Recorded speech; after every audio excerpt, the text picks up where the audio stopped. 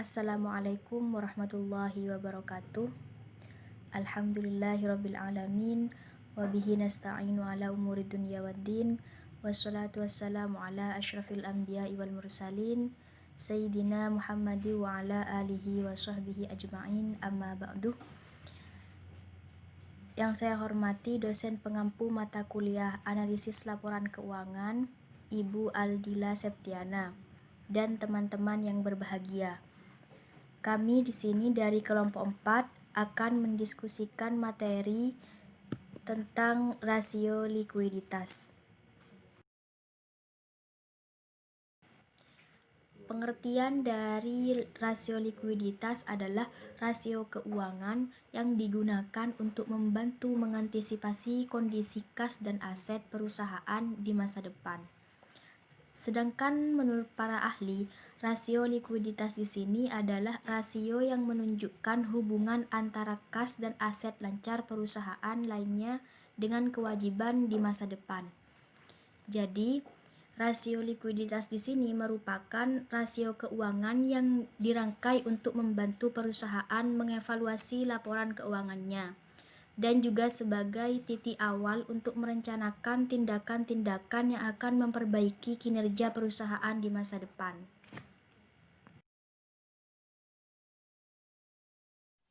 Assalamualaikum warahmatullahi wabarakatuh. Saya Umi Filda, NIM terakhir 166. Di sini saya akan melanjutkan presentasi dari pemateri sebelumnya. Baik, saya akan menjelaskan tentang tujuan dan manfaat dari rasio likuiditas. Menurut Kasmir, tujuan dan manfaat yang dapat dipetik dari hasil rasio likuiditas adalah sebagai berikut. Yang pertama, untuk mengukur kemampuan perusahaan dalam membayar kewajiban dan utang yang segera jatuh tempo pada saat ditagih.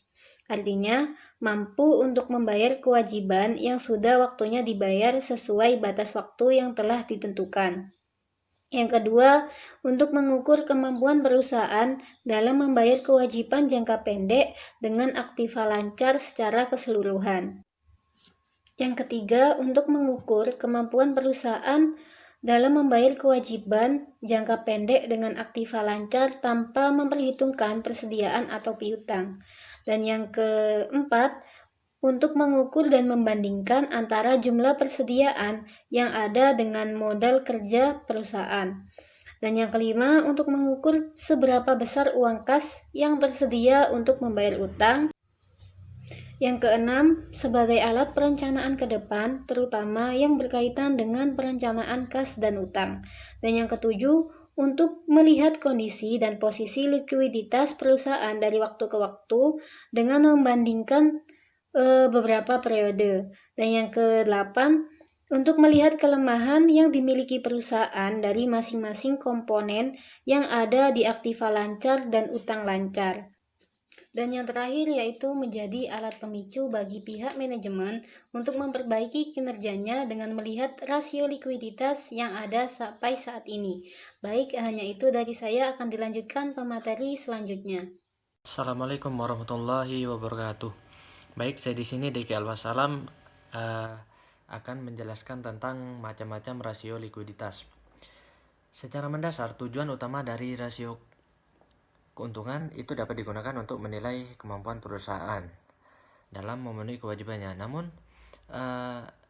rasio likuiditas ini adalah memiliki tujuan untuk lebih spesifik yang juga masih berkaitan dengan kemampuan perusahaan dalam memenuhi kewajibannya.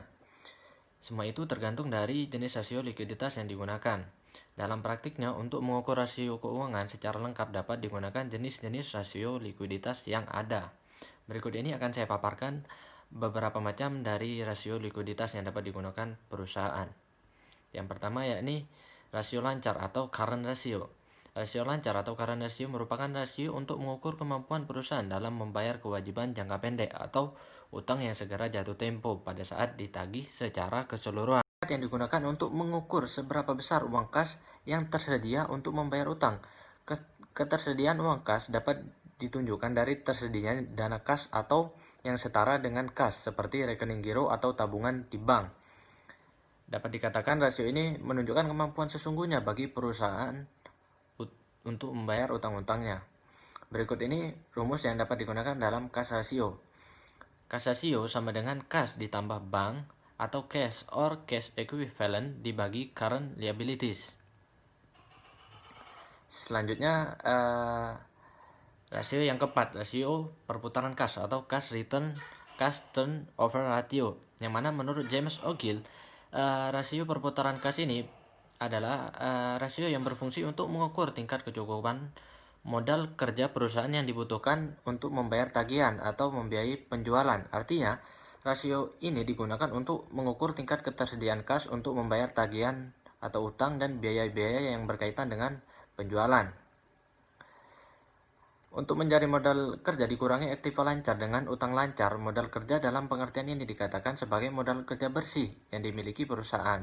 Sementara itu, modal kerja kotor atau modal kerja saja merupakan jumlah dari aktiva lancar, yang mana hasil perhitungan rasio perputaran kas dapat diartikan berikut ini. Yang pertama, apabila rasio perputaran kas tinggi, berarti perusahaan tidak mampu membayar tagihannya. Yang kedua, sebaliknya, apabila rasio perputaran kas rendah, berarti kas yang tertanam pada aktiva yang sulit dicairkan dalam waktu singkat, sehingga perusahaan harus bekerja keras dengan kas yang lebih sedikit. Berikut ini cash turnover ratio yang dapat digunakan. Rasio perputaran kas sama dengan penjualan bersih dibagi modal kerja bersih. Untuk yang terakhir, yakni inventory to net working capital, yang mana rasio ini digunakan untuk mengukur atau membandingkan antara jumlah persediaan yang ada dengan modal kerja perusahaan.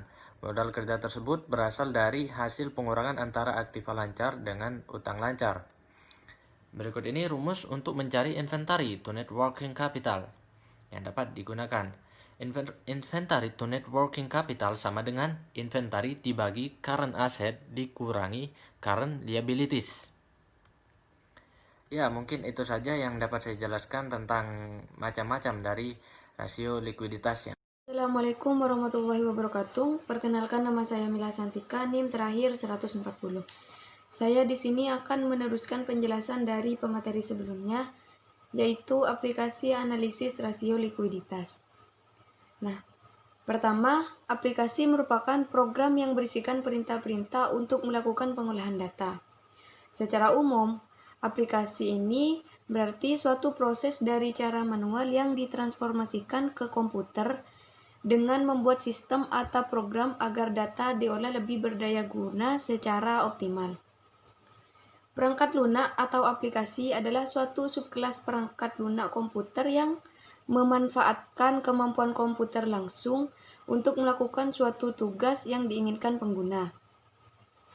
Biasanya, dibandingkan dengan perangkat lunak, sistem yang mengintegrasikan berbagai kemampuan komputer tapi tidak secara langsung menerapkan kemampuan tersebut untuk mengerjakan suatu tugas. Selanjutnya, rasio likuiditas. Rasio likuiditas ini merupakan rasio yang digunakan untuk mengukur seberapa likuidnya suatu perusahaan. Dengan kata lain, rasio likuiditas berguna untuk mengetahui kemampuan perusahaan dalam membiayai dan memenuhi kewajiban pada saat ditagih atau jatuh tempo. Terdapat dua hasil penilaian terhadap pengukuran rasio likuiditas, yaitu apabila perusahaan